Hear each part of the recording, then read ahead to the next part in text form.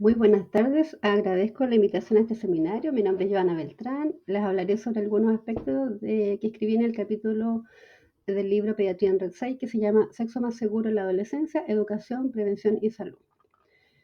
Y para esto voy a hablar primero de que la salud sexual, nosotros sabemos que como definición la salud sexual significa tener un estado completo de bienestar en relación con la salud sexual, pero también implica la posibilidad de tener experiencias sexuales placenteras, seguras y libres de toda coacción, discriminación y violencia. Pero para que esto ocurra es necesario que adolescentes y jóvenes puedan recibir esta información que sea adecuada, que sea de calidad, que sea acorde a la etapa de cada desarrollo, que tenga bases científicas, que haya un enfoque de género, de derechos humanos, que sea adecuada a la cultura y a los contextos. Y esto es importante porque todas las recomendaciones que voy a entregar o los datos que voy a dar tienen que ver con la cultura donde yo estoy, que es mi país, que es Chile. Por lo tanto, puede que algunos países no puedan implementar todas las medidas que yo voy a conversar y por eso es importante que también lo conozcan.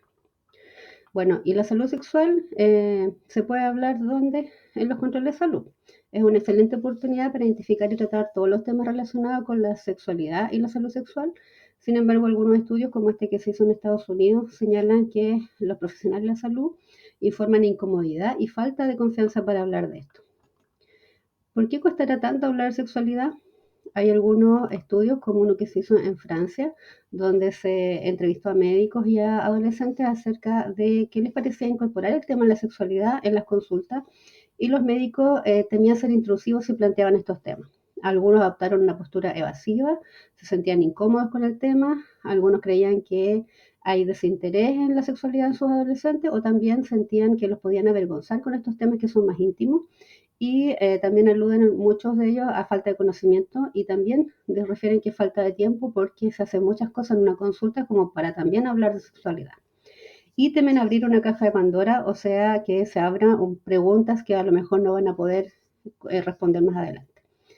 Pero cuando se le hace esta misma pregunta a los adolescentes y jóvenes, más del 90% acogen positivamente las consultas sobre salud sexual, consideran que la sexualidad es un tema que debe estar presente más sistemáticamente en los controles de rutina. Y para ellos no es extraño que les pregunten sobre sexualidad, por lo tanto no los incomoda. Ahora, si hablamos de sexo seguro, la incomodidad es mucho más todavía, y cuando hablamos de sexo seguro inclusivo también mucho más, porque todavía hay una visión que predomina que es heteronormativa, hay desinformación, hay métodos que no conocemos, hay métodos que no están disponibles en mi país, por ejemplo, tenemos incomodidades e inseguridades para hablar del tema. Y nos vamos a referir al sexo seguro como una estrategia de prevención combinada porque combina muchas actividades que se pueden hacer para trabajar y hacer que el sexo sea más seguro, como educación, información, comunicación, distribución de condones, que es lo que más se ha hecho, distribución de lubricantes, estrategia de reducción de daño, algunos exámenes, algunas terapias pre-exposición o post-exposición, etcétera. Pero no se refiere solamente al uso de condón, sino también incluye el uso de lubricantes, barreras, diques, condones de dedo, máscaras orales, entre otras, que son las que les voy a presentar más adelante. Es importante al abrir el tema en las consultas que se contextualice de acuerdo a la realidad de cada adolescente. Yo no voy a hablar con todos los adolescentes de este tema, esto tiene que ser algo gradual, progresivo, acorde a la etapa del desarrollo y de acuerdo a su contexto. Además que yo tengo que hacer una evaluación de sus prácticas sexuales, del acceso que tengan los métodos de prevención, la cultura, las creencias, los valores, la capacidad que tenga de tomar decisiones, por ejemplo. Entonces esto yo probablemente no lo voy a trabajar la primera vez que hable con un adolescente, sino que va siendo progresivo a la manera que voy incorporando temas de sexualidad dentro de las consultas. Se requieren algunas habilidades como la empatía, la flexibilidad, la comunicación asertiva, la amplitud de criterio, tener conocimiento sólido obviamente de sexualidad, salud sexual y un espacio confidencial. ¿De qué podemos hablar cuando promovemos el sexo más seguro? De todas estas cosas que aparecen acá. Yo no les voy a hablar de todas por tiempo, pero sí voy a hacer énfasis en algunas cosas que me parecen importantes. Dentro de esta, el uso de preservativos que todos conocemos, que es lo que más se promueve para la prevención de ITS, sabemos que existen de pene y vagina. Vagina no están tan disponibles como los de pene, pero sí en algunos países como el mío ya se entregan gratuitamente en los consultorios. Pero si yo lo quisiera comprar, no podría porque las farmacias no los venden, ¿ya? Pero la idea es trabajar en las excusas que refieren los adolescentes para no utilizar estos métodos. Dentro de ellas, las más usadas o las que más escuchamos son me queda apretado, me molesta, y hay que explicar que existen condones que son acampanados o con forma anatómica y otros que son rectos. Entonces, también buscar alternativas de condón que se ajusten mejor a mí y que todos los condones tienen talla que se mide a través de un ancho nominal, que en mi país, por ejemplo, los que entregamos en los centros de salud son de 48 a 52 milímetros. Si mi ancho nominal es mayor a esto, obviamente me va a apretar y me va a molestar, por lo tanto tengo que comprar uno más grande que puede ser de 56 milímetros. Si me queda más chico, el condón se me va a salir, por lo tanto tengo que comprar uno de menor tamaño. Cuando me dicen que son aburridos, mostremos la alternativa. Hay condones que brillan en la oscuridad, hay otros con sabores, hay otros con texturas, por lo tanto no tiene que ser solamente un método para prevenir las ETS, sino que también puede ser un método para mejorar el placer sexual. Cuando dicen soy alérgico al látex, sabemos que hay alternativas de resina sintética, polisopropeno, poliuretano. Y cuando dicen que no se siente lo mismo, tenemos que orientar sobre el erotismo, enfatizar en el placer sexual más allá de la penetración y también tratar de que incorporen el uso del condón a través del juego sexual. Cuando nos enfrentamos a mujeres que tienen, mujeres que tienen sexo con mujer y que practican tribadismo o este sexo entre vulvas, no hay muchas alternativas que entregarles. Hasta la hora solamente enfatizamos en el uso de diques o de barreras que se ponen entre una vulva y otra, pero lamentablemente son incómodas, se mueven porque con el uso de lubricante se van a correr, por lo tanto no ha sido un método que ha tenido mucho uso. Un estudio en España señala que al 5% de las mujeres apenas lo usan. Y hay desconocimiento del uso de barreras, hay difícil acceso, son poco atractivos, son incómodos, son difíciles de usar, por lo tanto se usan poco y más encima los profesionales de la salud tampoco los promueven.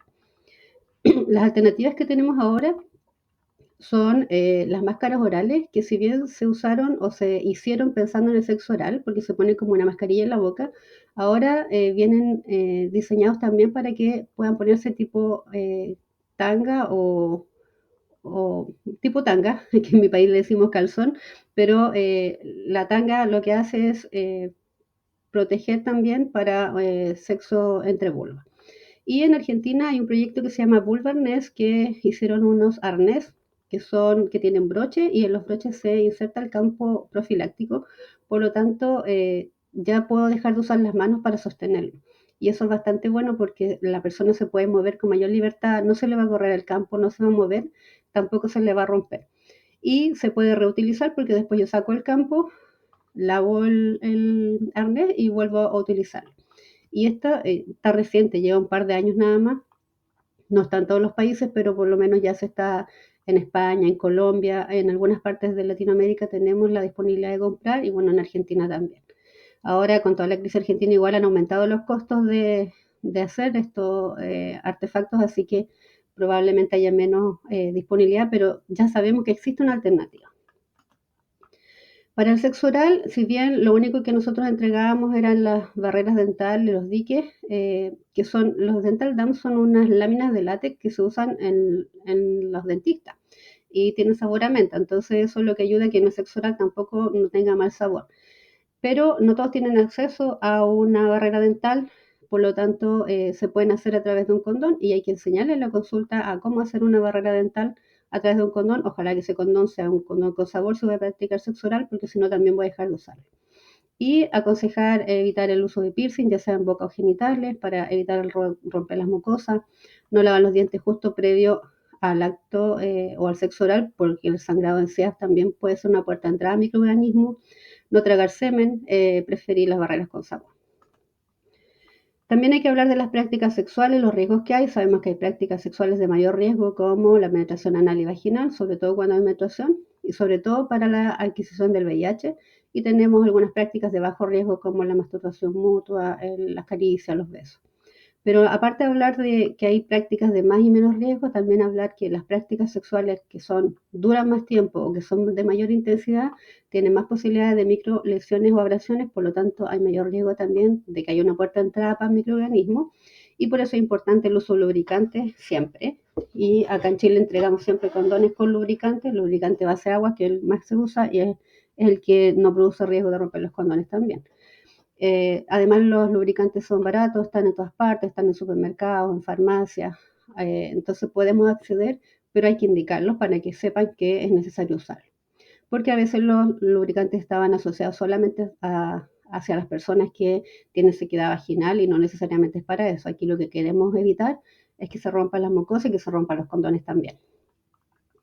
Y hablar de los consumos de sustancias en el contexto de las prácticas sexuales es importante porque alteran la percepción de riesgo y la capacidad de tomar decisiones. Y muchos adolescentes sabemos que como para sentirse más valientes al iniciar la práctica sexual, beben alcohol o alguna droga para iniciar la actividad sexual.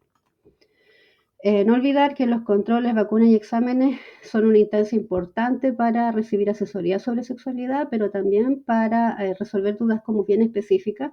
Por lo tanto, tenemos que promover que haya ojalá un control anual, que se puedan hacer exámenes anuales o en cada cambio de pareja sexual, que tenga sus vacunas al día, porque hay que acordarse que la mitad de todas las nuevas ITS en el mundo son en población joven y adolescente. Y no olvidarnos del consentimiento sexual, ya que queremos que la práctica sexual sea segura no solamente desde el punto de vista biológico, sino también psicoemocional. Todos sabemos que el consentimiento sexual es un acuerdo mutuo para que suceda algo en el aspecto sexual y tiene que ser explícito, tiene que ser puntual de alguna cosa. O sea, si yo voy a consentir sexo vaginal, estoy consintiendo solo eso, no estoy consintiendo sexo oral ni anal. Pero los adolescentes no conversan estos temas, entonces nosotros tenemos que incentivar a que conversen y que lo hagan antes de, no después. Por lo tanto, este consentimiento no se puede dar en una menor de edad, en el caso de Chile, menos de 14 años, en personas intoxicadas, sobre todo con alcohol, por ejemplo, que es lo más frecuente, o que estén incapacitadas o dormidas o inconscientes, tampoco bajo presión, intimidación, coerción o amenaza. Como conclusión, orientar sobre sexo más seguro es mucho más que hablar sobre el uso de condones, ya que hay una serie de medidas que se pueden implementar para disminuir los riesgos de adquirir ETS, como las que ya les mostré. Además, que los proveedores de salud tienen que capacitarse y contar con habilidades para informar de estos temas a niños, niñas y adolescentes en las consultas periódicas de salud. Y no necesariamente hablar de sexo seguro inmediatamente, sino que hay que empezar a hablar de temas de sexualidad para que llegada la edad en que necesiten hablar de sexo seguro sea una parte más de la sexualidad y no sea un tema extraño o un tema que voy a poner por primera vez. Una forma de mejorar esta habilidad es tener material de apoyo, todo lo que sea digital o papel, trípticos o páginas web, QRs con información y usar fantomas en la consulta para enseñar a usar los condones, por ejemplo. A veces uno le entrega condón al adolescente y dice, ¿tú sabes usarlo? Y el adolescente dice, sí. Y resulta que cuando va a hacer la demostración comete errores que son los errores por los cuales después se rompen los condones. Ojalá tener rápido las consultas, evitar que los adolescentes se nos vayan, por ejemplo, porque de repente damos una orden para que se tome un examen otro día y después no vuelven. Ver también en qué edades yo puedo solicitarlo de acuerdo al país que estoy. En Chile yo puedo entre los 14 y 17 pedir un VIH con consentimiento del propio adolescente, por ejemplo, pero a lo mejor en otros países no. Y hablar del consentimiento, revisar el calendario de vacuna, solicitar los exámenes, no esperar que el adolescente nos diga que quiere exámenes, sino que nosotros solicitarlo, conocer las ONG donde se dispone de preservativos gratuitos, porque a veces tampoco tienen los recursos económicos para comprarlo y no siempre los entregan en los centros de salud. Por último, les quería señalar que cuando se incorpora la mirada integral de la salud adolescente, la escucha activa y atenta de las experiencias, inquietudes y miedo, esa es nuestra principal herramienta para un abordaje de calidad, porque nos va a acercar a diferentes aspectos que conforman la salud de las adolescencias, como su forma de relacionarse con las otras personas, su autopercepción, su autovaloración, cómo manejan sus emociones y sus hábitos de cuidado en la salud sexual también. Muchas gracias.